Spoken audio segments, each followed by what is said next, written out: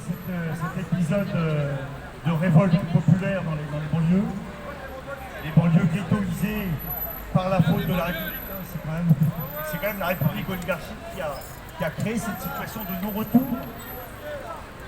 C'est le capitalisme aussi qui a permis le déracinement de la population entière, transbalutée d'un continent vers un autre continent, à des fins de dumping social, c'est-à-dire de destruction des pays qui l'accueillent. Non, alors ça, C'est pour ça les forces politiques qui ont volé au secours de la République, c'est vraiment un travail de collabo. C'est un travail de collabo. Là, je parle de la France insoumise comme du Rassemblement national. Toutes les forces politiques de gauche comme de droite, elles ont démontré que lorsque la République était en danger, eh bien, elles répondaient à l'unisson pour voler à son secours. C'est pas très révolutionnaire tout ça. C'est la révolution qui est à Oui, faire. écoute, moi je me suis prononcé tout à l'heure pour un défaitisme révolutionnaire. C'est de l'effet d'une cause. J'ai même cité les cause, qui, durant Lénine, comment dire, les éléments les plus déterminés de l'international socialiste durant la Première Guerre mondiale, notamment les Russes, comme Lénine, qui avaient souhaité la défaite militaire des armées du tsar pour permettre la révolution d'octobre.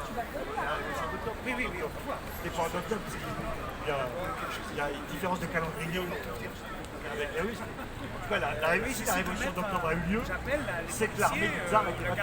Et Lénine avait raison de souhaiter de l'oligarchie capitaliste. Ça a permis le renversement de l'ordre établi. Nous, si on veut renverser la fausse démocratie républicaine, eh bien, il faut souhaiter sa défaite, non pas militaire, mais une guerre intérieure. Il y a eu une guerre intérieure, une véritable guerre intérieure, et on souhaite évidemment la défaite des forces de l'ordre. Parce qu'il n'y a pas d'ordre républicain. La République, c'est le désordre. C'est c'est surtout le triomphe d'idées qui sont subversives. C'est la subversion l'automatique. Voilà, c'est ça qu'il faut. Salir un pays comme ça, un pays royal, Poutine, je crois qu'il a voulu balayer, il a utilisé son ex-officier à la tête de Wagner pour faire le ménage dans son opposition. Non, moi je parle de la réaction de Poutine aux émeutes. Ah ben les émeutes, ben oui, parce que même un putsch, ce qui était présenté par la presse occidentale comme un putsch, n'a pas généré autant de désordre que les émeutes en France. Donc c'est comique, c'est un comique achevé. C'est que Macron serait héritier. Sa presse serve, faisait état d'un putsch en Russie dont aurait été victime Poutine. Et en fait, il n'y a rien eu du tout. Il n'y a